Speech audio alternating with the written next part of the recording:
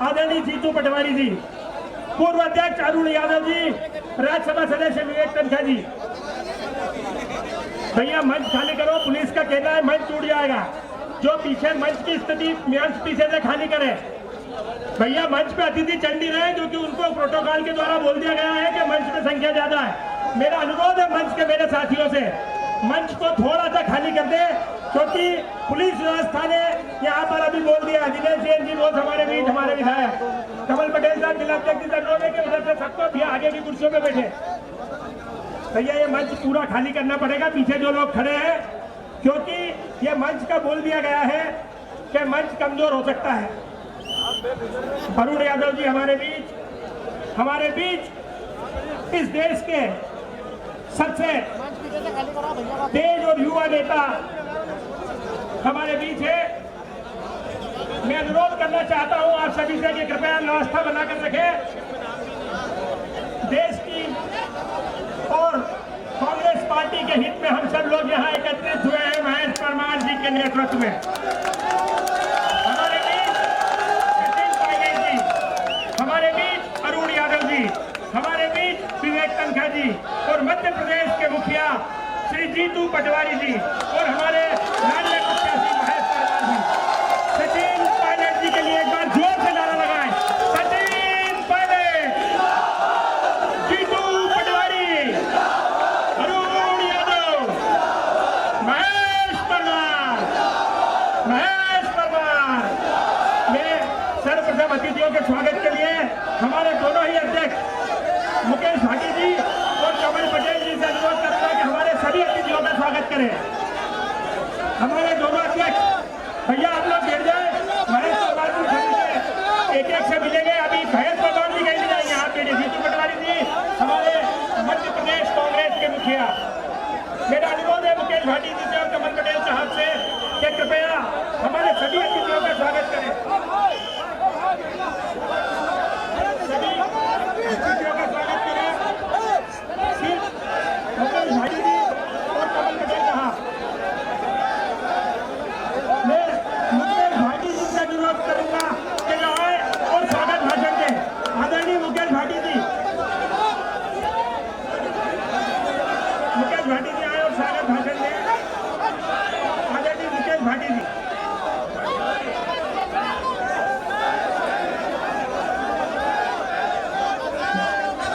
सभा में उपस्थित सभी मातृशक्तियों के चरणों में प्रणाम करता हूं और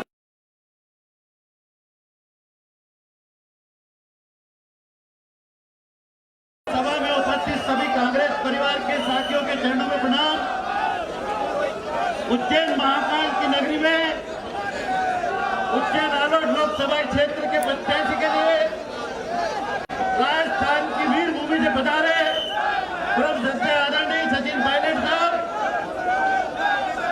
इंदौर से पधारे मालवा के गौरव महाहल्या की नगरी के आदरणीय जीतू पटवारी जी, मालवा निमाड़ के गौरव आदरणीय अरुण यादव जी, आदरणीय विवेक तनखा जी और कार्यक्रम में उपस्थित सभी मंच पर उपस्थित सम्मानित साथियों, मैं बाबा महाकाल की नगरी में आप सबको प्रणाम करता हूं और इस सभा में उपस्थित सभी साथियों से अनुरोध करता हूं कि उज्जैन आलोट लोकसभा से जो कांग्रेस पार्टी ने हमको उम्मीदवार दिया है, भगवान श्री कृष्ण की शिक्षा स्थली से एक सुदामा के रूप में आपको जो उम्मीदवार दिया है, आदरणीय साथियों, मैं आपसे अनुरोध करता हूं कि दोनों हाथ ऊपर करके भगवान श्री कृष्ण की शिक्षा स्थली से आदरणीय महेश परमार को सुदामा के रूप में आशीर्वाद दे। आदरणीय साथियों, एक ऐसा उम्मीदवार जो आपके साथ आपके सुख दुख में हर समय खड़े रहने वाला उज्जैन का सुदामा। धन्यवाद। जय हिंद, जय कांग्रेस। महेशपुर विधानसभा के हमारे जाबाज विधायक आदरणीय दिनेश जैन घोष साहब से अनुरोध करूंगा कि आए और अपना वक्तव्य दें। आदरणीय दिनेश जैन घोष। तुम्हारे लोग हैं आप, अरे इनको बिठाओ ना, तुम्हारे लोग हैं, तुम्हारे लोग हैं।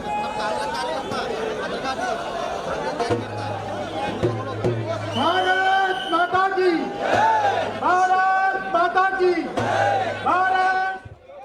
हमारे सबके नेता राजस्थान के उप मुख्यमंत्री, पूर्व उप मुख्यमंत्री सचिन पायलट जी, मध्य प्रदेश कांग्रेस के अध्यक्ष भाई जीतू पटवारी जी, सांसद विवेक तनखा साहब, हमारे पूर्व कांग्रेस अध्यक्ष अरुण यादव जी साहब, लोकसभा के प्रत्याशी महेश परमार जी,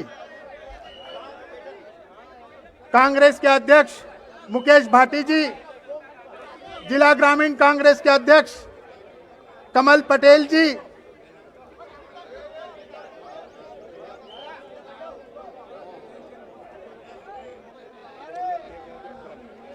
सबसे पहले मैं ये आपको बताना चाहता हूं कि लोकसभा में हम विधानसभा और लोकसभा में हम विधायक और सांसद बनाकर दिल्ली और भोपाल में भेजते हैं, लेकिन सांसद और विधायक दिल्ली में जाकर किसानों की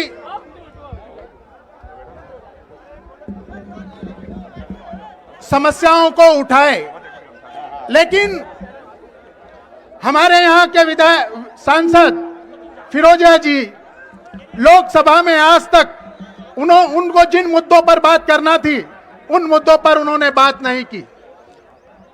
आज की तारीख में अगर इस हिंदुस्तान में सबसे बड़ा हितैषी कोई है जिसने विधानसभा में और लोकसभा में किसानों की बात करी, वो नेता है भाई जीतू पटवारी जी।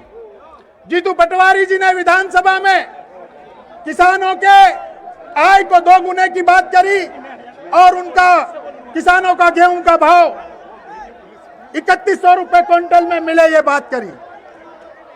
मैं आज की तारीख में हमारे उज्जैन जिले के किसानों की और युवाओं की जो सबसे बड़ी समस्या है, किसान चाहता है कि हमें बीमा मिले, युवा चाहते हैं हमें रोजगार मिले, लेकिन आज तक हमारे उज्जैन जिले के किसानों को पिछले 3 टर्म से कोई बीमा नहीं मिला। 1000 500 रुपए का बीमा लेने के लिए हमारे उज्जैन जिले के किसान भटकते रहे, लेकिन जो कंपनियां बीमा करती है वो 10,000 करोड़ रुपए से ज्यादा का प्रॉफिट उठाती है, लेकिन किसान 500 से 1000 रुपए के लिए भटकते रहते हैं। जहां तक रोजगार की बात है, हमारे युवा जहां भी काम करते हैं, रोजगार लेते हैं, चाहे वो एमपीबी हुआ, मंडी कमेटी हुआ, पंचायत हुआ, उनको 8 से 10,000 रुपए क्विंटल के 8 से 10,000 रुपए की सैलरी में काम करते हैं, और जो कंपनियां उनको सैलरी देती है, बीच में लाना था आपको। मैं इतना बहुत बहुत धन्यवाद। धन्यवाद दिनेश जैन बोस साहब, और माफी भी चाहता हूं क्योंकि बहुत देर से लोग खड़े। अब मैं हमारे बीच हमारे मध्य प्रदेश के प्रभारी आदरणीय श्री कुलदीप इंदौरा जी से निवेदन करूंगा कि वे आए और अपना सार गर्भित उद्बोधन दें। आदरणीय कुलदीप इंदौरा जी।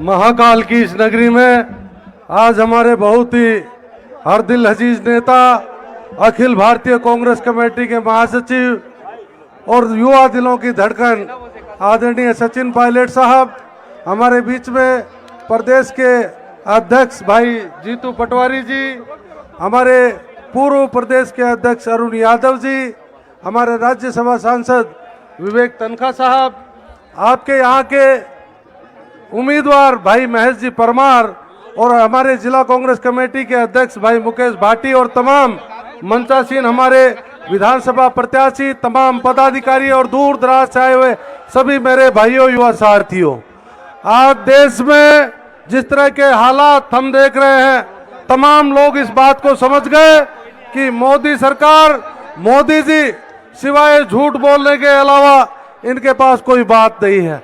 आज पूरे देश का किसान आंदोलित है, संघर्ष कर रहा है उस मोदी जी के लिए जिन्होंने किसानों की फसलों के भाव दुगने करने की बात कही थी, जिन्होंने हर साल 2 करोड़ युवाओं को रोजगार देने की बात कही थी।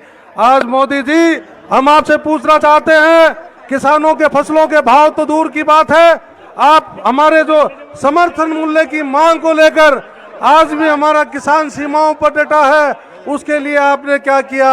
आज हमारा पूरा देश का किसान इस बात को समझ चुका है कि सबसे बड़े जो ताकत देश की किसान है उसको कमजोर करने का काम अगर कोई सरकार कर रही है तो ये भारतीय जनता पार्टी की सरकार कर रही है।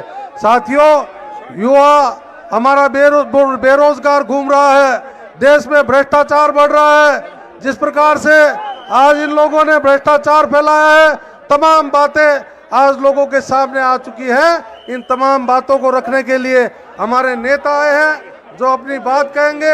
हमारे जो अखिल भारतीय कांग्रेस के कमेटी के महासचिव हैं भाई सचिन पायलट जी, जिनकी आवाज़, जिनकी बात सुनने के लिए आप आए हैं, मैं इतना कहते हुए तमाम लोगों से ये आह्वान करूंगा कि आप यहाँ के मुख्यमंत्री के बारे में भी आप जानते हैं किस प्रकार से सिंहस्थ की जमीनों का घोटाला हुआ था, तमाम उन बातों को आप जानते हैं। इन सब बातों को ध्यान रखते हुए हमारे महेश परमार को आप अपना वोट डालकर संसद में भेजें ताकि आपकी यहाँ की आवाज वो उठा सके।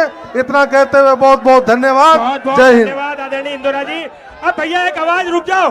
अब हमारे बीच जिसके लिए आप यहाँ इकट्ठा हुए हैं, ऐसे आदरणीय युवा हमारा प्रत्याशी, हम सब की दिलों की धड़कनों में बसने वाला महेश परमार, महेश परमार, महेश परमार, हम सब का साथी, हम सब का साथी और हमारा लाडला प्रत्याशी महेश परमार। भैया ये जगह उसको तो दे ही देना कम से कम। महेश परमार की आवाज एक बार पूरी ताकत से हाथ उठा के। भारत माता की, हर हर महादेव, महाकाल महाराज की, महाकाल महाराज की, बोलो सियावर रामचंद्र भगवान की। जय जवान, जय जवान, जय जवान। Congress party, Congress party. भगवान महाकाल की नगरी में, भगवान चिंतामण और मां छिबरा मां की इस नगरी में, मां हरसिद्धि मां की इस नगरी में हमारे बीच में पधारे देश के हजारों लाखों करोड़ों किसानों की आवाज को बुलंद करने वाले, देश के नौजवानों को मुख्य धारा में लाने वाले हमारे नेता, राजस्थान के पूर्व उप मुख्यमंत्री आदरणीय सचिन पायलट जी के जोरदार ताली बजाकर अभिवादन करें आदरणीय सचिन पायलट जी का। मेरे आदरणीय बड़े भाई और मध्य प्रदेश के किसानों को 3,000 रुपए क्विंटल गेहूं की बात करने वाले ऐसे आदरणीय हमारे नेता जीतू पटवारी जी के जोरदार ताली बजाकर आदरणीय जीतू भाई का अभिवादन करें। हमारे प्रदेश के अध्यक्ष जीतू पटवारी जी, हमारे पूर्व प्रदेश कांग्रेस के अध्यक्ष और हमेशा हम जैसे लोगों को मुख्य धारा में लाने वाले आदरणीय अरुण यादव जी का जोरदार ताली बजाकर अभिवादन करें। पूरे देश में किसानों की, पीड़ितों की, शोषितों की और हर वर्ग की लड़ाई लड़ने वाले, उनको न्याय दिलाने वाले आदरणीय विवेक तनखा साहब के लिए भगवान महाकाल की नगरी में जोरदार ताली बजाकर अभिवादन करें। आदरणीय शहर कांग्रेस के अध्यक्ष जी मुकेश भाटी जी, आदरणीय जिला कांग्रेस के हमारे अध्यक्ष जी आदरणीय कमल पटेल जी, आदरणीय हमारे दक्षिण के उम्मीदवार भाई चेतन यादव जी, हमारे उत्तर के उम्मीदवार भाई माया त्रिवेदी जी, ये हमारे सभी साथियों से निवेदन है, पत्रकार साथियों का सहयोग करें।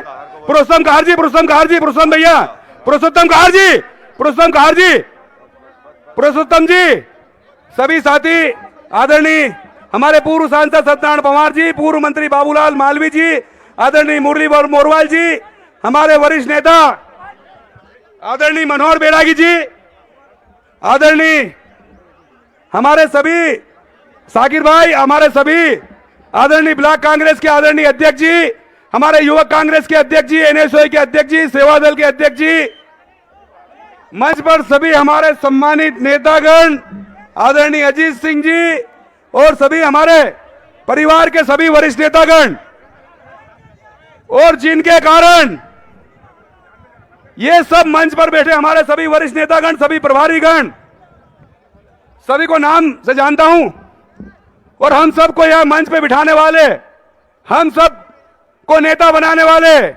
हमारे परिवार के सभी वरिष्ठ आशीर्वाददाता, सभी युवा साथी, उज्जैन नगर के सभी सम्मानित जानदार शानदार नागरिक बंधुओं, माता बहनों, युवा साथियों, यहाँ के व्यापारी बंधुओं, और उज्जैन के न्याय की लड़ाई लड़ने वाले, हमेशा उज्जैन को मुख्य धारा में लाने वाले हमारे सभी परिवार के पत्रकार साथीगण, मैं आप सबका अभिनंदन करता हूं, धन्यवाद देता हूं कि इतनी गर्मी में हजारों की संख्या में हमारे सभी परिवार के लोग यहां पर उपस्थित हुए।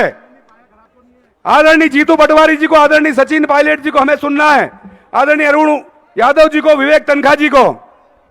मैं आप सब लोगों का ज्यादा समय नहीं लूंगा, सिर्फ 5 मिनट में अपनी बात समाप्त करूंगा, क्योंकि हम सब लोगों को, आदरणीय हमारे सभी नेताओं को 3 जगह और सभा में जाना है और हम सबको नामांकन रैली लेकर भी चलना है, तो मैं आप सबका ज्यादा समय नहीं लूंगा। आदरणीय साथियों, 2014 में लोकसभा के चुनाव हुए, वादा किया था अच्छे दिन आएंगे, अच्छे दिन आए, किसान भाइयों के, युवाओं के अच्छे दिन आए। वादा किया था किसान भाइयों की आमदनी दुगनी करेंगे, आमदनी दुगनी हुई। वादा किया था देश प्रदेश के और उज्जैन आलोट संसदीय क्षेत्र के 2 करोड़ युवाओं को रोजगार देंगे। क्या हमारे पढ़े लिखे नौजवान साथियों को, पढ़ी लिखी बहनों को रोजगार मिला? दोनों हाथ खड़े करके हमारे नेताओं को बताओ, मिला क्या? महंगाई कम हुई 2014 से 2019 तक, और 2019 में फिर लोकसभा के चुनाव हुए। आप सबके आशीर्वाद से, भगवान महाकाल के आशीर्वाद से 2018 में तराना विधानसभा से, तराना से घर भेजा था, फिर 2024 में भारतीय जनता पार्टी ने उम्मीदवार बनाया है। आप दोनों हाथ खड़े करके हमारे वरिष्ठ नेताओं को आश्वस्त करो कि 2019 से 2024 तक जो किसान विरोधी, जिसने 5 साल तक उज्जैन नगर निगम के 54 वार्ड में 54 दिन का समय नहीं निकाल पाया, उज्जैन आलोट संसदीय क्षेत्र के किसी तहसील मुख्यालय पे, बड़े गांव में एक बार भी पंचायत में आया 5 साल में? आप दोनों को हाथ खड़े करके आश्वस्त करो, हमारे आदरणीय सचिन पायलट जी को, जीतू भाई को, अरुण भाई को, तनखा जी को घर भेजोगे? अरे घर भेजोगे कि नहीं भेजोगे? मेरा आप सबसे निवेदन है, हम सब लोग भगवान महाकाल के भक्त हैं, मां छिपरा मां के भक्त हैं, और सबसे पहले हम कौन है? किसान है। कौन है हम सब? अभी 2023 के विधानसभा चुनाव में झूठी गारंटी किसने दी थी? 27 रुपए प्रति क्विंटल की। पूर्व मुख्यमंत्री शिवराज सिंह चौहान जी और आदरणीय प्रधानमंत्री जी ने। और जो हमारे किसान भाइयों को झूठी गारंटी देता है, जो हमारे अन्नदाताओं को झूठ बोलकर वोट लेता है, ऐसे लोगों के साथ क्या करोगे आप सब लोग? जोर से बोलो, क्या करोगे? झूठी गारंटी सुन सुन के मेरे कान में आवाज आनी बंद हो गई। क्या करोगे? 3000 रुपए देने का वादा हमारी लाडली बहनों से किया था। किसने किया था? 3000 रुपए लाडली बहनों को मिल रहे हैं। अब क्या करना है? 13 मई को आदरणीय साथियों, 450 रुपए में गैस की टंकी देने का वादा किया था। जो व्यक्ति किसान भाइयों के नहीं हुए, माता बहनों के नहीं हुए, मेरा आप सबसे निवेदन है कि हमारे वरिष्ठ नेताओं को सुनना है। किसानों के लिए हमारी कांग्रेस पार्टी ने क्या घोषणा की है, पूरा विस्तृत रूप से आपको बताएंगे। आदरणीय साथियों, मां छिपरा मां और महाकाल के नाम पर वोट लेने वाले लोग, भगवान महाकाल, महाकाल लोक में भ्रष्टाचारी लोगों को बचाने का काम कर रहे हैं। आदरणीय सभी वरिष्ठ नेताओं को अवगत कराना चाहता हूं, 2003 से लेकर 21 साल से लगभग मध्य प्रदेश में इनकी सरकार है। 2014 से लेकर 2024 तक 10 साल से इनकी सरकार है। छिपरा मां, जिनके दर्शन करने मार्ग से स्वर्ग की प्राप्ति होती है। अमृत मंथन के समय पुण्य अमृत मंथन के समय पवित्र अमृत के छींटे छिबरामऊ में गिरे, लेकिन 21 सालों में डबल इंजन की सरकार ने लगभग 500-600 करोड़ खर्च करने के बाद इंदौर नगर के 50-60 लाख व्यक्तियों का मलमूत्र उज्जैन मां छिबरामऊ और हमें झेलना पड़ रहा है। साथियों,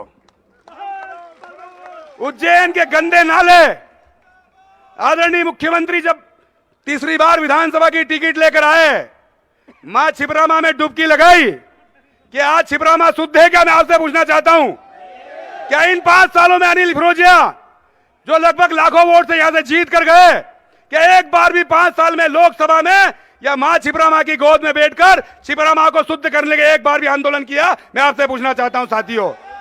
आदरणीय साथियों, अभी 2 दिन पहले छिबरामऊ में 48 घंटे तक लगातार गंदे नाले मिले। मैं छिबरामऊ की आवाज उठाने आदरणीय अध्यक्ष जी और हम सब लोग गए, और जब आवाज उठाई, कलेक्टर को फोन किया, एसडीएम तहसीलदार पटवारी तहसीलदार को फोन किया, एक भी व्यक्ति वहां कर नहीं आया। मैं धन्यवाद देता हूं हमारे मीडिया के सजग साथियों को कि आप लोगों ने जैसे ही निवेदन किया, आप सब लोग आए, नंगे पैर अधिकारी कर्मचारी वहां दौड़ कर आए। साथियों 21 साल के दिन गिनेंगे तो हजारों में होंगे। 10 साल से केंद्र में सरकार, सनातन की बात करने वाले, धर्म की बात करने वाले, जब छिबरामऊ की शुद्धि की बात की तो ये लोग नोटंकी करते हैं। अगर 21 साल में 10 साल में केंद्र में आपकी सरकार है, सेहत जैसा महापर्व होना है, हजारों लाखों पूरे विश्व के लोग आस्था के साथ मां छिबरामऊ में डुबकी लगाने आते हैं। हमारे पूजनीय साधु संत, हमारे धर्म प्रेमी लोग, और जब मैंने आवाज उठाई तो छिबरामऊ में डुबकी लगाई, तो इस बात को नोटंकी कहते हैं। साथियों, नोटंकी है क्या? छिबरामऊ को शुद्ध करने के लिए लड़ाई लड़ना ये नोटंकी है? अगर छिबरामऊ को शुद्ध करने के लिए इस तरह की नोटंकी करनी पड़े तो बार बार ऐसी नोटंकी करेंगे। साथियों, हम नोटंकी और झूठे लोग तो ये है कि छिबरामऊ के नाम पर वोट मांगते हैं, पूरे विश्व में हमें कलंकित करते हैं। आदरणीय साथियों, मेरा आपसे निवेदन है, मां छिबरामऊ में डुबकी लगाकर हमने शपथ ली है कि जब तक छिबरामऊ शुद्ध नहीं होगी और उज्जैन आलोट संसदीय क्षेत्र के हमारे आशीर्वाद दाताओं को आशीर्वाद मिलेगा, तो हम सब लोग छिबरामऊ को शुद्ध करके ये गंदे नाले इसमें नहीं मिलने देंगे। फिर 500-600 करोड़ की डीपीआर बनाइए साथियों, फिर भ्रष्टाचार की भेंट, खांड डाइवर्सन में 500-600 करोड़ रुपए खर्च किए, लगभग 1000 करोड़ का भ्रष्टाचार। ये भ्रष्टाचार उठाना भाजपा को नोटंकी लगता है। साथियों, महंगाई, किसान भाइयों की आमदनी दुगनी करने की बात की थी। पेट्रोल, डीजल, गैस, घरेलू जो खाद्य चीज, कृषि यंत्र, कीटनाशक, कृषि उपकरण, सबके मूल्यों में 6-6 गुना, 8-8 गुना वृद्धि हुई। साथियों, अगर दाम नहीं बढ़े तो किसान भाई के गेहूं के, सोयाबीन के, चने के, फल के, फूल के, सब्जी के, दूध के, आप सब लोगों को देखना है, ये अधिकार की लड़ाई आपको लड़ना है। साथियों, गेहूं के पैसे अभी तक नहीं आए, हमारे नेता अशोक जाट जी बता रहे हैं। आदरणीय साथियों, 2003 से लेकर 2024 तक प्रदेश में इनकी सरकार है। 10 साल से इनकी सरकार देश में है। इन 21 साल प्रदेश में और 10 साल केंद्र में एक भी पढ़े लिखे हमारे बेरोजगार साथी को, एक भी साथी को रोजगार नहीं मिला। इन 21 सालों में एक भी साथी को, ना पढ़ी लिखी बेटियों को रोजगार मिला। सिर्फ झूठे वादे, सांसद अनिल फिरोजिया ने झूठे वादे करके एक भी उद्योग इकाई इन 5 सालों में स्थापित हुई क्या? अपने उज्जैन आलोट संसदीय क्षेत्र में आपसे पूछना चाहता हूं, एक भी पढ़े लिखे नौजवान साथी को, ना बेरोजगारी की कभी बात की इन 5 सालों में, कहा नहीं कभी बेरोजगार युवा साथियों की चौपाल लगाई। साथियों, आदरणीय साथियों, अनिल फिरोजिया के 3 साथी पुनीत जैन, कपिल कटारिया, अकील खान, आदरणीय साथियों, कर्नाटका बैंक के माध्यम से लगभग 300 बीघा जमीन किसान भाइयों की पीछे के दरवाजे से सांसद प्रतिनिधि के रूप में अनिल फिरोजिया के सांसद प्रतिनिधि ने किसान भाइयों की जमीन हड़पने का काम किया। और जब मीडिया के साथियों ने सांसद अनिल फिरोजिया से सवाल किया तो भगवान महाकाल की सौगंध खाकर अनिल फिरोजिया ने बोला, मैं इस पुनीत जैन को जानता नहीं हूं। वो पुनीत जैन आज पूरा सांसद प्रतिनिधि और घर घर जाकर वोट मांग रहा सांसद, वो पुनीत जैन। आदरणीय साथियों, भारतीय किसान संघ ने कलेक्टर से मांग की, भारतीय किसान संघ ने कलेक्टर से मांग की और लगभग 300 बीघा, लगभग 100 किसान भाइयों की जमीन जो अपने नाम कराई। हम सब साथियों ने लड़ाई लड़ी, मीडिया के साथियों ने लड़ाई लड़ी और यहां तक कि भारतीय जनता पार्टी के नेताओं ने भी इसमें सहयोग किया और सांसद को डराया। जब जाकर कलेक्टर ने वापस वो रजिस्ट्री समाप्त की। साथियों, फिरोजिया जी बताइए, क्या पुनीत जैन आपका क्या लगता है? मैं खुले मन से पूछता हूं।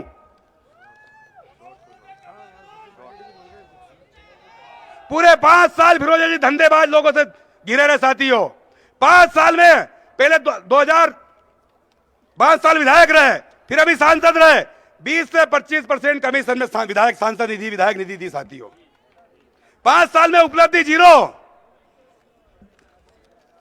मेडिकल कॉलेज का श्रेय आदरणीय मुख्यमंत्री जी लेते हैं, आदरणीय फिरोजिया जी लेते हैं। मेडिकल कॉलेज कहां है? मेडिकल कॉलेज कहां पर है? मैं पूछता हूं आदरणीय फिरोजिया जी, उज्जैन की जनता से पूछता हूं, मेडिकल कॉलेज है उज्जैन में? कोरोना एक भी स्वास्थ्य सेवा नहीं जो भी कांग्रेस शासन काल की है। मेट्रो ट्रेन का झूठा वादा किया फिरोजिया जी ने, कहा है मेट्रो ट्रेन? मैं पूछना चाहता हूं, सारी ट्रेनें बंद हो गई इनके 5 साल के कार्यकाल में।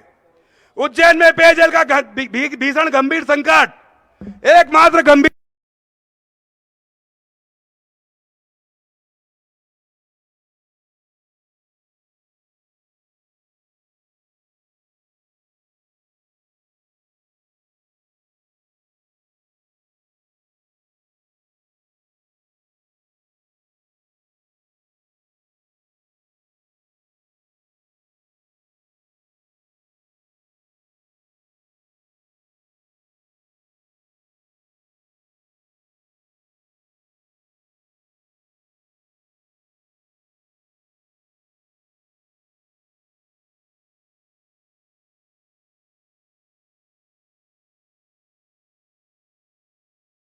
साथियों, उज्जैन नगर के सभी भगवान महाकाल के भक्तों से निवेदन करना चाहता हूं, मैं छिपरा मां के भक्तों से निवेदन करना चाहता हूं, एक एक परिवार जनों से निवेदन करना चाहता हूं, हमारे सभी साथियों से, कि सियासत जैसा महापर्व होना है और भ्रष्टाचार मुक्त अगर सियासत करना है, भगवान महाकाल की जमीन को हड़पने वाले लोगों से लड़ना है।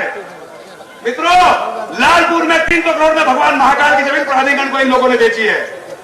मेरा आपसे निवेदन है कि 13 मई तक उज्जैन के न्याय की लड़ाई लड़ना है, भ्रष्टाचार मुक्त सियासत करना है, युवाओं के अधिकार की लड़ाई लड़ना है, किसान भाइयों के अधिकार की लड़ाई लड़ना है, माता बहनों के अधिकार की लड़ाई लड़ना है, भू माफियाओं के खिलाफ लड़ाई लड़ना है। एक भोपाल में बिल्डर, उत्तर में कॉलोनाइजर और सांसद का उम्मीदवार, जमीन का दलाल, ब्रोकर, तो क्या ऐसे किन लोगों के खिलाफ लड़ाई लड़ेगा सब मिलकर? मेरा आपसे निवेदन है कि उज्जैन को भ्रष्टाचार मुक्त करने के लिए आपके बेटों को आशीर्वाद देकर, आप सब दोनों हाथ खड़े करके मुझे आशीर्वाद दें। मेरा निवेदन है आप सबका आशीर्वाद मिले, ये मैं करता हूं। आप सबका बहुत बहुत धन्यवाद। भारत माता की जय जवान, जय जवान। मध्य प्रदेश कांग्रेस के पूर्व अध्यक्ष, पूर्व केंद्रीय मंत्री आदरणीय अरुण यादव जी, आदरणीय अरुण यादव जी हमारे बीच, पूर्व केंद्रीय मंत्री मध्य प्रदेश कांग्रेस के पूर्व अध्यक्ष आदरणीय अरुण यादव जी।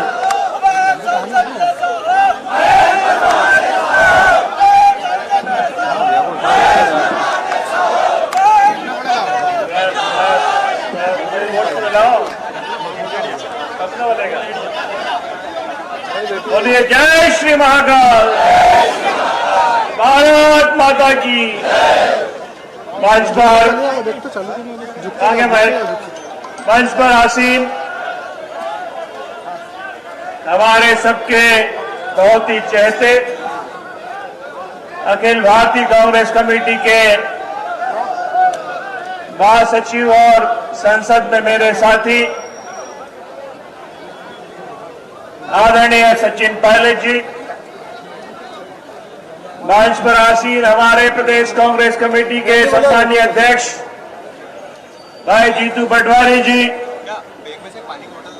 हम सबके बड़े भाई और देश के राज्यसभा के वरिष्ठ सांसद आदरणीय विवेक तनखा जी, मंच पर आसीन सभी हमारे कांग्रेस पार्टी के सम्मानित विधायक साथीगण, 2023 में विधानसभा का चुनाव लड़े सभी हमारे सम्मानित विधानसभाओं के उम्मीदवार साथीगण, सेवा दल, महिला कांग्रेस, यूथ कांग्रेस, जिला कांग्रेस कमेटीज के सभी सम्मानित पदाधिकारीगण, अध्यक्ष जी, ब्लॉक कांग्रेस कमेटीज के सभी सम्मानित पदाधिकारीगण, पत्रकार साथियों, भाई और बहनों, सचिन पायलट जी आज हमारे बीच में है और आपका जोश खरोश ये उम्मीद मुझे दिलाता है कि इस लोकसभा में सांसद कांग्रेस का बनने जा रहा है और सांसद महेश परमार जी के रूप में हमको मिलेगा। भाई सचिन पायलट हमारे बीच में है, इनके पिताजी स्वर्गीय राजेश पायलट जी और मेरे पिताजी स्वर्गीय सुभाष यादव जी, हमारा इनका रिश्ता पिछले 40 साल पुराना रिश्ता है और मुझे बहुत खुशी होती है कि जब भी हमने सचिन पायलट जी को याद किया, उन्होंने तुरंत हमारे को मौका दिया और मुझे ये भी याद है कि विधानसभा के चुनाव में जब महेश परमार चुनाव लड़ रहे थे, उसको पॉइंट टूटा हुआ है, तब आखिरी सभा सचिन पायलट जी की उनके क्षेत्र में हुई थी और वो जीतकर विधायक के रूप में यहाँ खड़े हैं। वर्तमान के मुख्यमंत्री के सामने भी हमारे एक जुझारू साथी चुनाव लड़े थे, आपने बैटरी दी उसका और बहुत अच्छा चुनाव लड़े थे भाई चेतन जी। आपको, तमाम माया भाभी को और तमाम साथी जो चुनाव लड़े थे उनको भी मैं बहुत बहुत साधुवाद धन्यवाद देना चाहता हूं कि आप लोगों ने मजबूती से 23 का विधानसभा का चुनाव यहां पर लड़ा। अब सवाल दिल्ली की सांसद का है और आप सब लोग सोशल मीडिया पर रोज देखते हैं कि जिस तरह से भारतीय जनता पार्टी के नेता अभिनेता और खुद प्रधानमंत्री जिस भाषा शैली का उपयोग कर रहे हैं, ये स्पष्ट है इस बात से कि देश में भारतीय जनता पार्टी की सरकार 24 में नहीं बनने वाली है। और मैं दावे से कहता हूं आपके सामने, आपने भास्कर का सर्वे पढ़ा होगा, 20-15 दिन पहले आया था। नेशनल कंपनी जो देश की सबसे बड़ी सर्वे करने वाली कंपनी है, उसने भी ये दावा किया है कि महागठबंधन की सरकार राहुल जी, सोनिया जी, खड़गे जी के नेतृत्व में हम बनाने जा रहे हैं और निश्चित तौर पर 326 सीटों का सर्वे अभी तक हमारे पक्ष में आया है। मध्य प्रदेश में, उज्जैन में आप सबका पूर्ण आशीर्वाद हमारे छोटे भाई को मिले और बाबा महाकाल का आशीर्वाद तो महेश जी पे बहुत ज्यादा ही अधिक है, क्योंकि मुझे याद है जब ये जिला पंचायत लड़े थे तभी अध्यक्ष बने, तब हमने फिर इनको विधायक लड़ाया, विधायक बने और दोबारा विधायक बनने का मौका केवल महेश परमार को ही मिला है, दूसरे को यहां नहीं मिला। मैं उम्मीद करता हूं कि हमारे तमाम विधानसभाओं के साथी पुरजोर कोशिश करके भाई महेश परमार जी को संपूर्ण वोट दिलाएंगे। यहां के सांसद जी के बारे में बहुत सारी बातें यहां पर कही गई हैं और देश और प्रदेश में आप सबको जानते हैं, कमीशन खोरों की सरकार है। चाहे देश की सरकार में बैठे नुमाइंदे हो, चाहे प्रदेश की सरकार में बैठे नुमाइंदे हो, सबको परसेंटेज चाहिए। और गौरव की बात यह है कि रीवा के एक सांसद है भाजपा के जो 30% कमीशन लेते हैं और उनके 10 साल के कार्यकाल में मैं भी गया था रीवा, जीतू पटवारी जी के साथ में, विवेक भाई भी मेरे साथ में थे। रीवा के सांसद ने 10 साल की अपनी संस्कृति में 29 करोड़ रुपया कमीशन खाया है। एक टैंकर जिसकी कीमत 2 लाख रुपया होती है, सांसद जी ने 5 लाख रुपए में टैंकर लोगों को दिया। अगर खरंजा कोई कराना चाहता है तो 20% कमीशन है। अगर अपने क्षेत्र में रोड पर यात्री प्रतीक्षालय लगाना है तो 40% कमीशन। बड़ा फिक्स रेट है भाजपाइयों का, जो भी काम कराओगे फिक्स रेट है, इस काम का इतना रेट है। अगर कोई सरपंच गांव में खरंजा कराना चाहता है तो 25% पहले कमीशन आप दे दीजिए सांसद जी को, आपको गांव में खरंजा मिल जाएगा। इसलिए हमारे सरपंच भी बहुत एक्सपर्ट हो गए हैं आजकल, डायरेक्ट जाकर डील कर लेते। क्या करे बेचारा, उसको गांव में काम कराना, सरपंच बना है उसको तो गांव में काम कराना ही है। ये कमीशन खोरों की सरकार देश और प्रदेश में चल रही है साथियों, जिन्होंने बाबा महाकाल को भी नहीं छोड़ा है। अब आप उम्मीद लगाइए, ये कभी मंगलसूत्र की बात करते हैं, कभी हिंदू मुसलमान की बात करते हैं। इस देश को जोड़ने का तोड़ने का काम इनका आज का नहीं है, ये भाजपाइयों की पुरानी फितरत है। पिछले 40 सालों से देश को बांटने का काम भाजपाइयों ने किया है।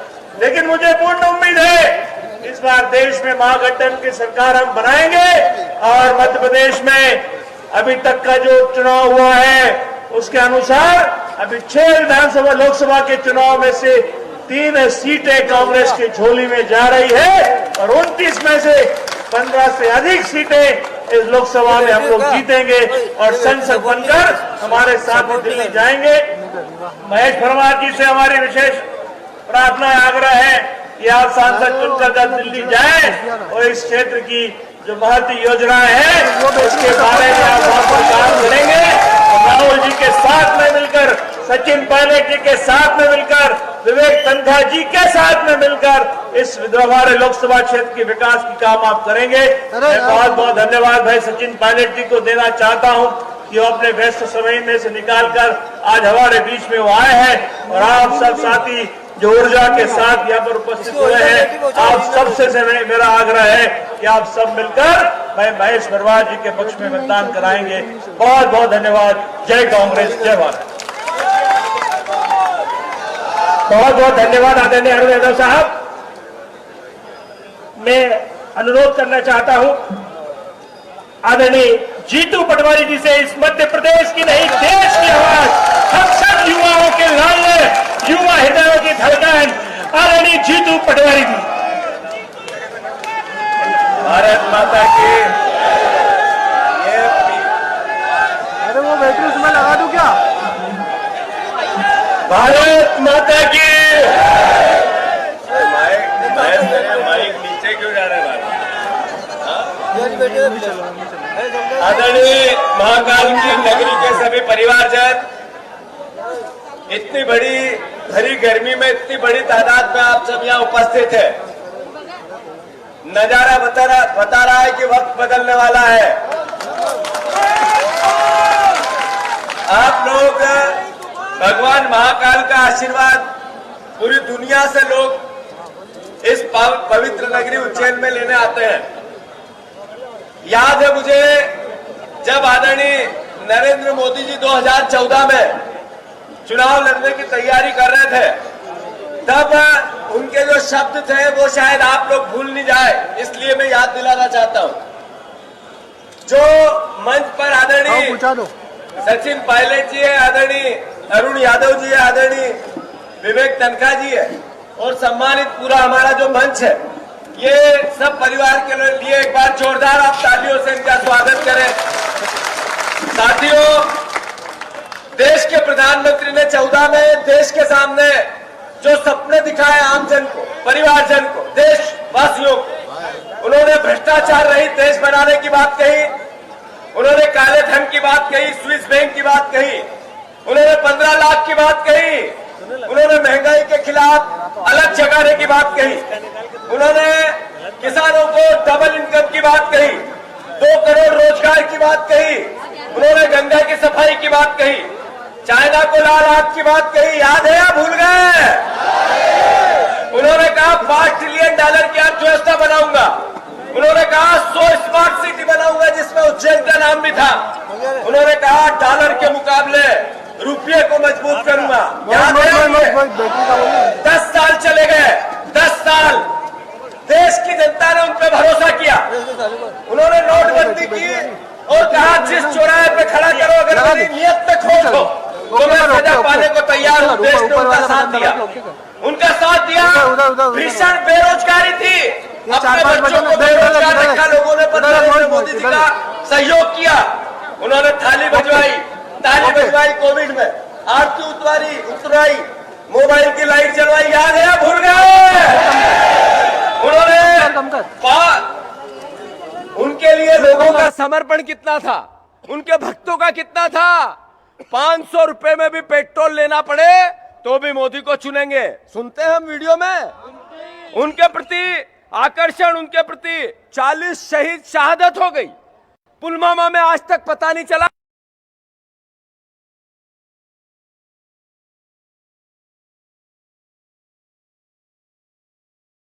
बड़े बड़े नेता बोलने लगे सेना की भावना के विरोध में। सवाल कैसे? उन 40 शहीदों की शहादत का आज तक पता नहीं चला। साथियों, जो सवाल खड़े करने के खिलाफ पूरी बीजेपी एकजुट हुई, मैं अनुरोध करना चाहता हूं कि इतने दिनों में हुआ क्या। लोगों ने जो उन्होंने कहा उस पर भरोसा किया, 10 साल तक उनके प्रति समर्पित रहे, पर देश के हाल क्या है ये याद रखना चाहिए, बताना चाहिए, मुंह में जबान लानी चाहिए। आप लोग जगह जगह जहां जाते हो, हमारे मालवा में कहावत है मुजोरी करो, बोलते आना चाहिए, सवाल जवाब पर तर्क से नहीं। मैं अनुरोध करना चाहता हूं, कोरोना में 1 करोड़ से ज्यादा हत्याएं हो गई सरकारी। याद है आप लोगों को? कौन सा एक परिवार जिसका रिश्तेदार नहीं गया हो, परिवार का साथी नहीं गया हो, भाई सगा, बहन, बेटी, बेटा, कोई एक न एक मौत हुई है। इसका जिम्मेवार कौन है? यही तो सरकार थी नरेंद्र मोदी की। आपको याद होगा कि 84% किसान आज कर्जदार है। बताओ ईमानदारी से कितने लोगों ने केसीसी लोन लिया? हाथ ऊंचे करो जरा। ये किसानों के हालात है।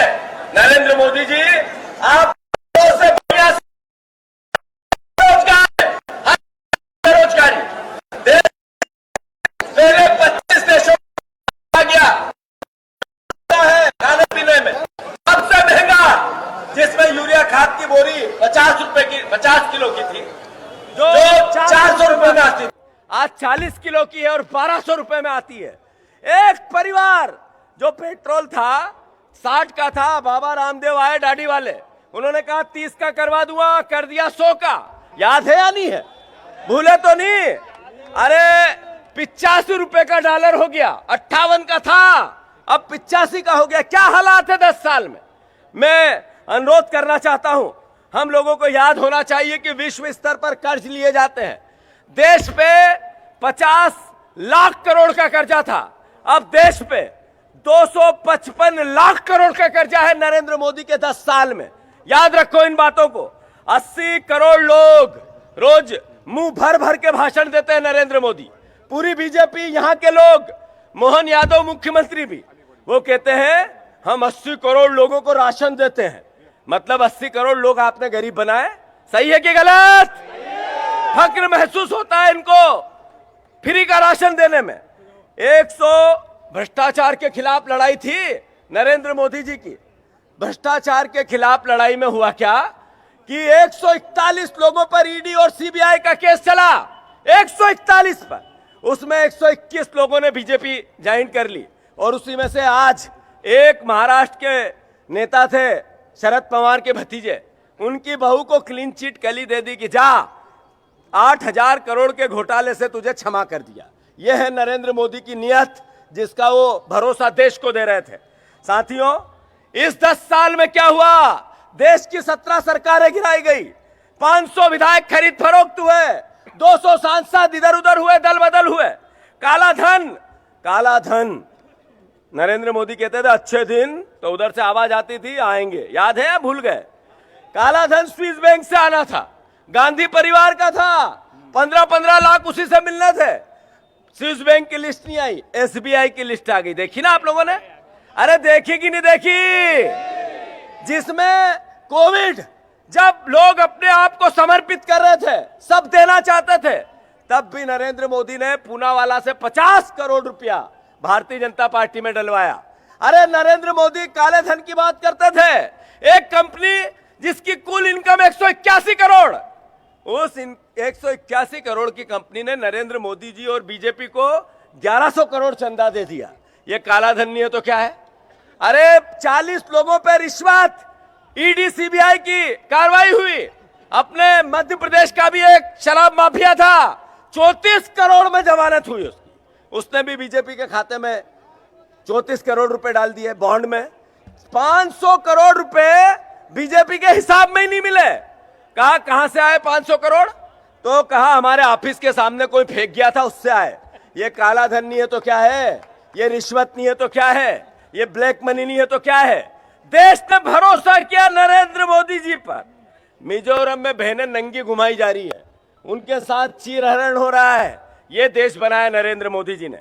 मैं अनुरोध करना चाहता हूं, सूरत, याद रखना ये बात बहुत गंभीर है। देश कैसा बनाना चाहती है भारतीय जनता पार्टी और नरेंद्र मोदी? सूरत एक शहर है गुजरात में, वहां सांसद निर्विरोध हो गया। ये भैया झंडा थोड़ा पीछे कर लो। निर्विरोध हो गया। उस सांसद ने, सारे प्रत्याशी थे, उनसे नामांकन वापस ले लिए। वो निर्विरोध हो गया। बीजेपी ने कहा एक का खाता खुला।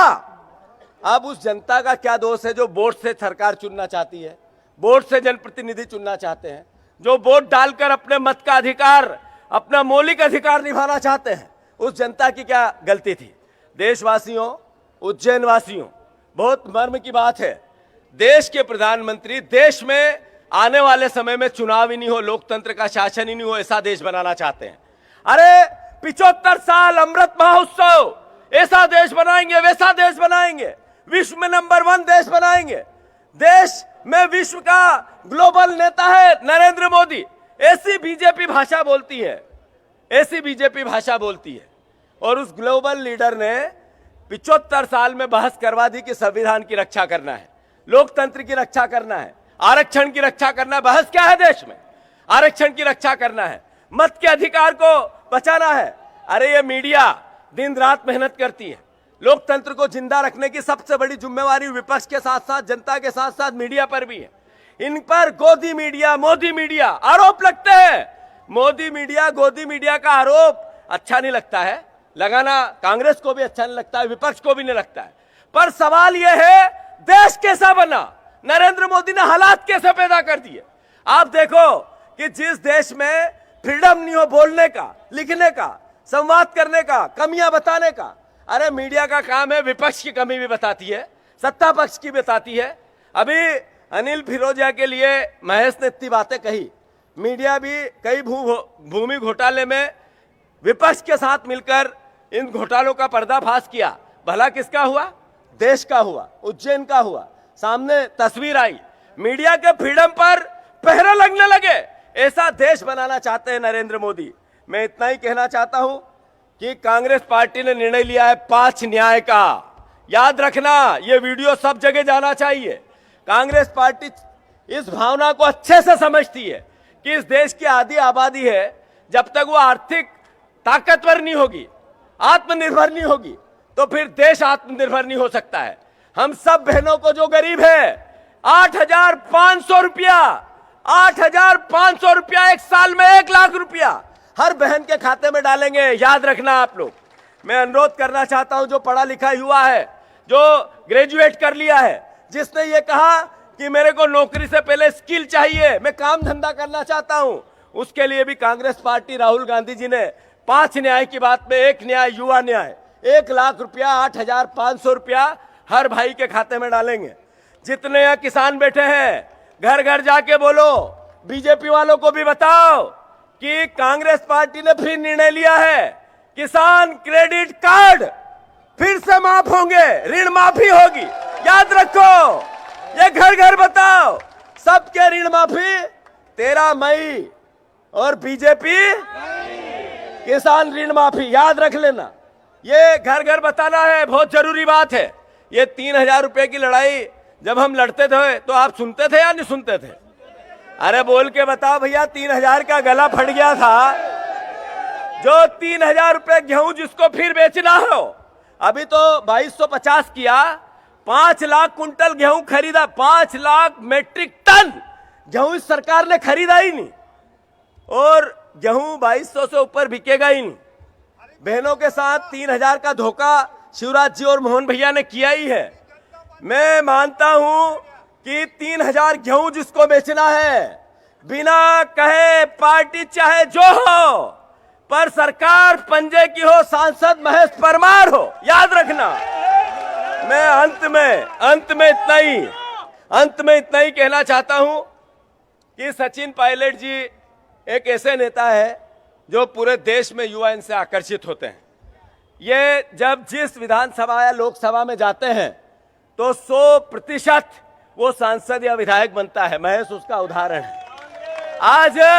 आज वो हमसे बात करने, इनके पिताजी जिनकी अरुण भैया ने जिक्र किया अभी, वो किसानों के नेता थे। वो किसान के सर्वहारा वर्ग की लड़ाई लड़ते थे, और कोई पार्टी का व्यक्ति हो उनके लिए पॉजिटिव रहता था, अच्छे इंसान के रूप में उनकी गिनती। अभी नितिन गडकरी के लोग कहते हैं यार बीजेपी का है तो भी आदमी भला है, कहते हैं नहीं कहते? ऐसे ही सचिन पायलट जी के पिताजी आदरणीय पायलट साहब के लिए भी कहते थे। ये आपसे अपील करने आए हैं, जो किसान है, जो परिवार का साथी खेतीहर है, जो अपने बच्चों को खेती से लखपति बनाना चाहता है, अरबपति करोड़पति बनाना चाहता है, एक किसान का बेटा आपके बीच में अपील करने आया। उनके सम्मान को रखना है हम लोगों को। और अंत में अनिल फिरोजिया जी को मैं एक दिन कह गया था अपने काचरोद में, तो उन्होंने कहा, मैंने सुना ये कर दूंगा, वो कर दूंगा, वो कर दूंगा। अरे भैया, आप मेरा उज्जैन का कुछ नहीं कर सके। उज्जैन का अच्छा इतना बताओ, मैं जो झूठ बोले उसको भोलेनाथ की सौगंध है। अनिल फिरोजिया सांसद बना, उसके बाद कितने लोगों से मिला, हाथ ऊंचे करो। अच्छा चलो, आपसे नहीं मिला कोई बात नहीं, आपके गांव में तो आया होगा। अच्छा चलो, आपके गांव में भी नहीं आया, कोई बात नहीं। अरे मौत मैयत में तो आया होगा। अच्छा, मौत मैयत में भी नहीं आया, शादी में तो आया होगा। ओ तेरी, कहीं भी चलो, सांसद है, बड़ा पद था, ये सब माफ कर देना उनको।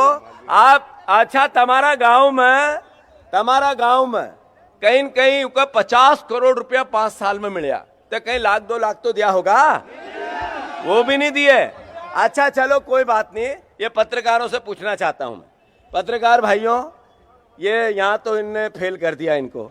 अब मैं आपसे, आपकी लेखनी में दिखना चाहिए, अनिल फिरोजिया ने उज्जैन के विकास के लिए कितने प्रश्न लगाए, कितनी बार खड़े होकर लोकसभा में उज्जैन के भ्रष्टाचार की बात की।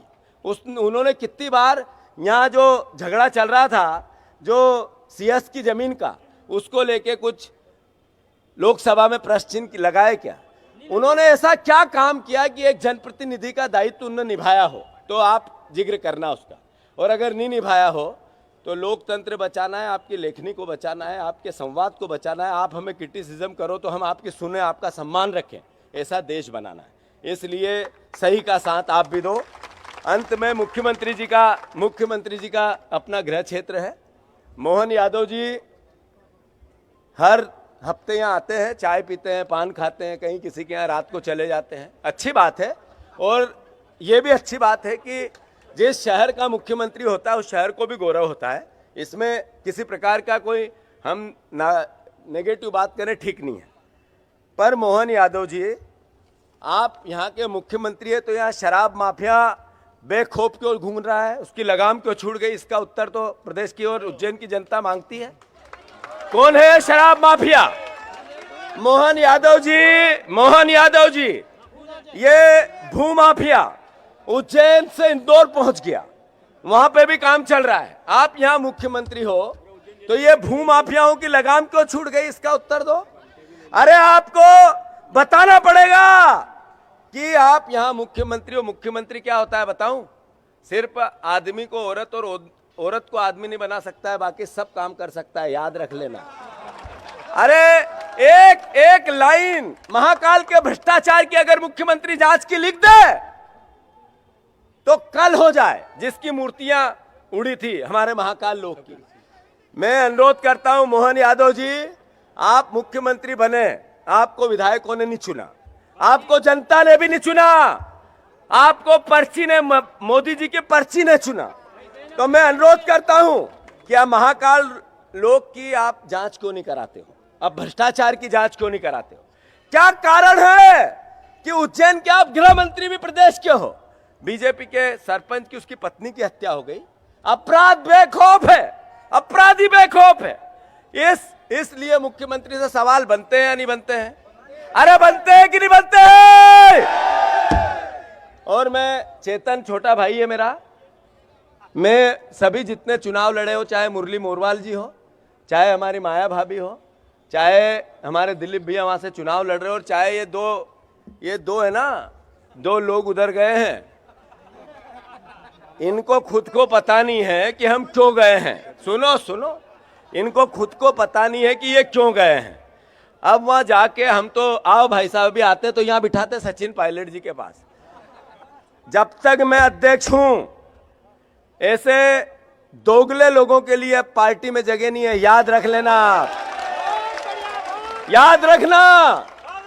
और अंत में महेश में अपना भाई है, परिवार का है, तेज है, बहुत शार्प है, पर ऐसा व्यक्ति जो नेतृत्व करने वाला है, जिसमें क्षमता है अपनी बात कहने की, लड़ने की। अभी महापौर के चुनाव जीता था, प्रशासन ने हराया, यही मोहन यादव उसमें अभियुक्त है। सही है कि गलत? अगर महापौर के चुनाव का बदला लेना हो, उज्जैन के विकास में 4 चांद लगाना हो, अगर इस प्रदेश की, उज्जैन की इस महाकाल की नगरी को भ्रष्टाचार रहित बनाना हो, विकास सहित बनाना हो, तो फिर महेश परमार से अच्छा कैंडिडेट नहीं हो सकता था। मैं अनुरोध कर रहा हूं कि महेश परमार घर घर नहीं जा सकते, अपनी 5 गारंटियां लेके आपको एक एक घर जाना पड़ेगा। तैयार हो कि नहीं हो? भारत माता की जय, जय महाकाल राजा की। धन्यवाद। मैं ये साइड में जो नेता बोलते हैं तब आप ये बताते हो, कृपया चुप रहिए, पास में आप खड़े, थोड़ा शांति रखें। अब मैं आदरणीय देश के हमारे कानूनविद, राज्यसभा में कांग्रेस की आवाज आदरणीय विवेक तनखा साहब से अनुरोध करूंगा कि आए और अपना उद्बोधन दें। विवेक तनखा साहब। भैया इधर बोलना मत यार, मत बोलना भैया। सबसे पहले तो मैं बाबा महाकाल का नमन करता हूं। ये बहुत ही पूजनीय जगह है, और हम लोग सब उज्जैन की बारे में जब चर्चा करते हैं तो ऐसा लगता है कि हम एक पवित्र जगह आ गए। और जीतू पटवारी जैसे तेजस्वी व्यक्ति के भाषण के बाद कोई और भी भाषण दे तो बड़ा नीरस लगता होगा, क्योंकि हमारे यशस्वी पीसीसी प्रेसिडेंट ने बहुत छोटे समय में 20-25 दिन में जो मध्य प्रदेश में एक नया माहौल बनाया है, तो मैं जीतू जी से बार बार यही कहता हूं, सचिन भाई, अगर मध्य प्रदेश में जीतू भाई तो कहते हैं कि हमको कम से कम 10-12 सीट तो मिलेंगी, मैं तो ये कहता हूं जीतू भाई, अगर आपको 5 सीट भी मिल गई तो, और विपक्ष की सरकार केंद्र में बन रही है, मान के चलिए 5 सीट भी मिल गई मध्य प्रदेश में हमको, इसका मतलब विपक्ष की सरकार केंद्र में बन रही है। और मैं आगे ये बताना चाहता हूं क्यों बनना चाहिए। मैं तो खुद कांग्रेस पार्टी का वकील हूं। जिस तरह से कांग्रेस पार्टी के खाते बंद किए गए 13 फरवरी को, सब कांग्रेस पार्टी के खाते सीज कर दिए गए, पैसा रोक दिया गया, हम लोग के ऊपर 135 करोड़ की टैक्स का डिमांड लाया गया। हम ट्राइब्यूनल में गए, हमने स्थगन आदेश की पैरवी की, जो कि 20% जमा करो पैसा तो मिल जाती है सामान्य रूप से, हमको नहीं दी गई। और जब हम पैरवी कर रहे थे तो कांग्रेस पार्टी का 135 करोड़ इनकम टैक्स डिपार्टमेंट ने लेके चला गया। इसी दरमियान मार्च में कांग्रेस पार्टी को 3650 करोड़ के डिमांड नोटिसेस मिले, और उसके बाद ऐसा लगा कि अब कांग्रेस पार्टी तो चुनाव ही नहीं लड़ पाएगी। और देखते देखते अरविंद केजरीवाल जेल चले गए, मनीष सिसोदिया जेल में थे, हेमंत सोरेन जेल में हैं, संजय सिंह जेल में थे, अब छूटे हैं, तो लगा कि जैसे पूरे पूरे विपक्ष को जेल में डाल दिया जाएगा। ये भारतीय जनता पार्टी चुनाव चाहती ही नहीं है, ये तो संविधान को बदलना चाहते हैं। ये बाबा साहब अंबेडकर के संविधान को बदलना चाहते हैं, इसलिए बार बार कहते हैं 400 पार, क्योंकि 400 आ जाएगा तो 2/3 उनको बहुमत मिल जाएगी और कोई भी संविधान का संशोधन हो सकता है। वो तो कंप्लीटली संविधान को बदल देंगे। और मैं आपको आज आश्वस्त करता हूं, जिस दिन भारतीय जनता पार्टी को इस प्रकार की मेजॉरिटी मिलेगी, आप मान के चलना जो 5 साल बाद इलेक्शन होगा उसमें खाली एक ही पार्टी होगी, वो भारतीय जनता पार्टी। जैसे पुतिन साहब को 97% वोट मिलते हैं रसिया में, इसी तरह मोदी जी को भी 98% वोट इंडिया में मिला करेंगे। अगर आप चाहते हो कि प्रजातंत्र को बचाना है, आप चाहते हो कि संविधान को बचाना है, तो यही एक मौका है। अगर आप इस मौके को चूक दोगे तो मान के चलना आपके बच्चे आपसे प्रश्न करेंगे कि अपने माता पिता से प्रश्न करेंगे कि भाई साहब, पापा मम्मा, अगर जब आपको मौका था तो आपने देश का प्रजातंत्र क्यों नहीं बचाया। और जहां तक महेश जी का सवाल है, मैं तो इनके लिए पहले भी आया हूं, मुझे आज भी याद है कमलनाथ जी के साथ मैं इनके प्रचार में आया था। ये आपके अच्छे एमएलए भी थे, जान के इनको मेयर का चुनाव हराया गया था, ये सबको जानकारी है। अब ऐसे व्यक्ति को अगर आप नहीं चुनोगे, और जैसे महाकाल की नगरी में जहां पर इतनी सारी बातें जीतू जी ने बताई, कितने सारे हमको आरोपों का जांच करवानी है, कितनी सारी बातें हमको ठीक करनी है, तो वही कर सकता है जो ईमानदार व्यक्ति होता है। तो मुझे आज बहुत खुशी है कि मैं आपके बीच में आया हूं, एक अच्छे ईमानदार व्यक्ति के लिए, एक अच्छे कर्मठ कांग्रेस के कार्यकर्ता के लिए।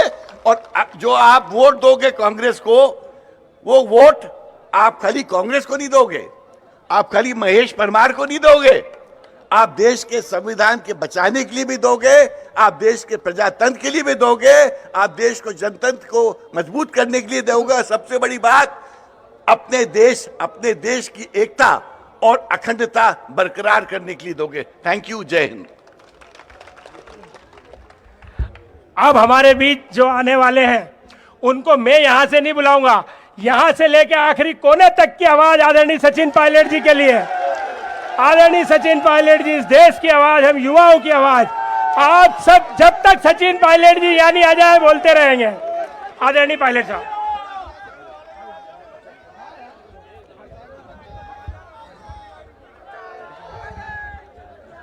उज्जैन लोकसभा क्षेत्र से कांग्रेस पार्टी के लोकप्रिय नौजवान, जुझारू, फुर्तीले, कर्मठ, ईमानदार महेश परमार साहब, हमारी प्रदेश कांग्रेस कमेटी के अध्यक्ष जीतू पटवारी जी, पूर्व अध्यक्ष, पूर्व मंत्री अरुण यादव साहब, सांसद, और हम सबके बड़े भाई विवेक तनखा जी, कुणाल चौधरी साहब, मंच पर सभी नेता, ब्लॉक कांग्रेस, जिला कांग्रेस, युवक, एनएसयूआई, सभी पदाधिकारीगण और इस सभा में मौजूद आदरणीय बुजुर्गों, माताओं, बहनों, नौजवान दोस्तों। मध्य प्रदेश के हमारे कांग्रेस पार्टी के जो नेता हैं, इनके भाषण सुनकर ना सिर्फ ऊर्जा आती है, लेकिन समझ में आता है कि संघर्ष कर कर पदों पर बैठकर जनता की आवाज़ कैसे बना जाता है। मैं धन्यवाद देना चाहता हूं खड़गे साहब का, राहुल गांधी जी का, प्रदेश अध्यक्ष जी का, तमाम मध्य प्रदेश के नेताओं का, जिन्होंने महेश जी को आप पर भरोसा करते हुए लोकसभा का उम्मीदवार बनाया है। मैं इस उज्जैन की पवित्र धरती को, महाकाल को प्रणाम करते हुए आप सबका साधुवाद देना चाहता हूं और आपसे निवेदन करने के लिए आज उपस्थित हुआ हूं कि 13 मई को जब वोट पड़ेंगे, जैसा पूर्व वक्ताओं ने बोला, ये वोट पड़ेंगे मध्य प्रदेश और देश के भविष्य के लिए। 5 साल तक देश की दशा दिशा क्या होगी, किन लोगों को जनता सेवा का मौका देगी, और प्रत्येक नागरिक को और आप सबको सोचना समझना पड़ेगा कि हम पोलिंग बूथ में जा रहे हैं, हम किसका बटन दबा रहे हैं। हम जाति, बिरादरी, समुदाय, लिंग, भाषा, धर्म, भूगोल, इन सब बातों को भूलकर सोचेंगे कि आज जहां देश को हम लेकर आए हैं, इन 10 सालों में हमने कुछ खोया है या कुछ पाया है। विवेक भाई बता रहे थे मुझसे पूर्व में, सरकार का निर्माण जनता करती है। 2014 में भाजपा ने जो भाषण दिए मुझे अच्छी तरह याद है। महंगाई, बेरोजगारी, भ्रष्टाचार, काला धन, किसान की आमदनी दुगनी, खातों में 15 लाख, ये तमाम बातें कर कर लोगों को मोहित किया और जनता ने विश्वास किया। प्रचंड बहुमत देकर एक पार्टी को 2014 में स्थापित किया। 5 साल के बाद दोबारा चुनाव हुए। 2019 के चुनाव एक विशेष परिस्थिति में हुए थे। जनता ने फिर यकीन किया, फिर बहुमत दिया और 300 पार भाजपा का संख्या बल पहुंच गया और सरकार बन गई। 10 साल हो गए साथियों। इन 10 सालों में पिछले कार्यकाल में विशेष रूप से भाजपा ने जो काम किया, 3 काले कानून बनाए किसानों के खिलाफ, नोटबंदी लागू करी, जीएसटी लागू किया, निर्वाचित मुख्यमंत्रियों को जेल में डाल दिया, संवैधानिक संस्थाओं को नीतिगत तरीके से एक एक कर कमजोर करने का षड्यंत्र रचा गया, विपक्ष की आवाज को दबाया गया, एक दिन में 147 सांसदों को निलंबित किया गया, पिछले दरवाजों से कानून को पारित करवाया गया, कांग्रेस मुक्त बनाने की बात करी, कांग्रेस के खातों को सीज कर दिया। चंडीगढ़ के महापौर के चुनाव में आपने देखा होगा, निर्वाचन अधिकारी खुद बैठकर कलम से वोटों को खराब कर रहा है। सुप्रीम कोर्ट को हस्तक्षेप करना पड़ा, तब जाके न्याय हुआ। इलेक्टोरल बॉन्ड से हजारों करोड़ रुपए चंदा वसूली करी। ये सब काम बीजेपी ने किए जब 300 पार हुआ। अब नया नारा है 400 पार। जब 300 पार में सब कर दिया, आप कल्पना करो 400 पार कर दिया तो क्या करेंगे ये लोग। 272 सांसद चाहिए, 272 सांसद चाहिए सरकार बनाने के लिए। चलो 10-15 सेफ्टी के रख लो, 280, 290। इनको 300, 400 क्यों चाहिए भाई? 400 का आप करोगे क्या? बल्कि मंत्री बनाने में माथा खराब होगा, किसको बनाओ मत बनाओ। ये सोचने वाली बात है। ये 400 सांसद जो विवेक भाई बोल रहे थे, कहीं ना कहीं इनके जहन में ये बात है जो खुद उनके नेता बोलते हैं, और आज मजबूरन भाजपा के शीर्ष नेताओं को खंडन करना पड़ रहा है खुले मंच से कि हम संविधान से छेड़छाड़ नहीं करेंगे, हम आरक्षण से छेड़छाड़ नहीं करेंगे। और मैं पूछना चाहता हूं, आपको खंडन करने की नौबत क्यों पड़ी है? कभी आपने सुना मनमोहन सिंह जी को बोलते हुए कि हम संविधान से छेड़छाड़ नहीं करेंगे? 400 पार तो राजीव गांधी जी के आए थे सांसद 84 में। कभी राजीव गांधी जी ने बोला था कि मैं भाजपा मुक्त बनाऊंगा इस देश को, विपक्ष को खत्म कर दूंगा? कभी राजीव गांधी जी को, नरसिम्हा राव जी को, मनमोहन सिंह जी को बोलना पड़ा कि मैं, मेरी सरकार कभी संविधान से छेड़छाड़ नहीं करेंगे? तो बीजेपी के नेताओं को क्यों बोलना पड़ रहा है? ये सोचने वाली बात है साथियों। मैं तो आपसे आग्रह करने के लिए आया हूं, चुनाव का समय है। मुझे देश के कई राज्यों में जाने का मौका मिला, उधमपुर, जम्मू कश्मीर से लेके त्रिवेंद्रम, कोचीन, वायनाड तक। हर जगह पहले चरण के बाद एक बदलाव का माहौल देश में है। और ये बात मैं इसलिए बोल रहा हूं कि 102 सीटों पर चुनाव हो चुके हैं। पहले चरण के चुनाव के बाद जो भाजपा के नेताओं के भाषण हैं, उनके तेवर बदल गए। थोड़ी थोड़ी बौखलाहट मुझे दिखाई दे रही है, गुस्सा दिखाई दे रहा है, शब्दों का खेल दिखाई दे रहा है। और भाजपा के नेताओं को बड़ा शौक है इस शब्दों का खेल करने का। अब देखो, बात करते हैं मंदिर मस्जिद की, मुसलमान हिंदू की, मंगलसूत्र की, और हमारी पार्टी का घोषणा पत्र हम लोग क्या बातें करते हैं? एमएसपी की, मनरेगा की, महिला सशक्तिकरण की। हम लोग जो बात करते हैं कि इस देश के सबसे गरीब परिवारों को प्रतिवर्ष 1 लाख रुपए उनके खाते में देंगे। केंद्र की सरकार ने 16 लाख करोड़ रुपए चंद उद्योगपतियों के माफ कर दिए। 16 लाख करोड़ रुपए चंद नेता, ओ दादा रुक जा एक मिनट, 16 लाख करोड़ रुपए चंद उद्योगपतियों के माफ कर दिए। तो कांग्रेस पार्टी ने आश्वासन दिया कि प्रत्येक गरीब परिवार की जो महिला है उसके खाते में साल में 1 लाख रुपए देंगे। फसल की खरीद पर सरकार कानून बनाएगी हमारी सरकार जीतने के बाद। यह हमारे आश्वासन और कमिटमेंट है। और साथियों, जब वोट डालने जाओ तो महेश जी को आपने आशीर्वाद से विधायक बना रखा है, लेकिन बात सिर्फ महेश जी के जीतने की नहीं है।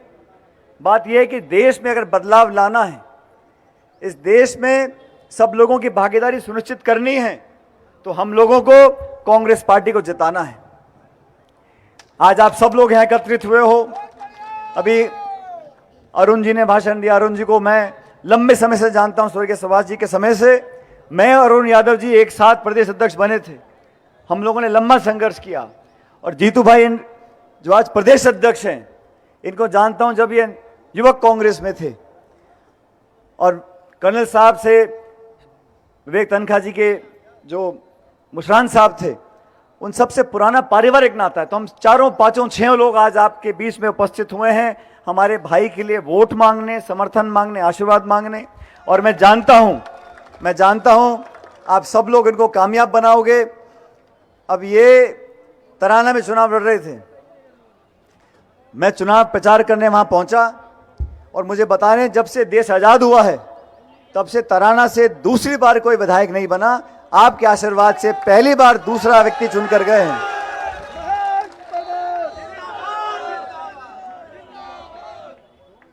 अब इतिहास गवाह है, एक बार पहले भी ये आमने सामने हुए, अनिल जी और महेश जी।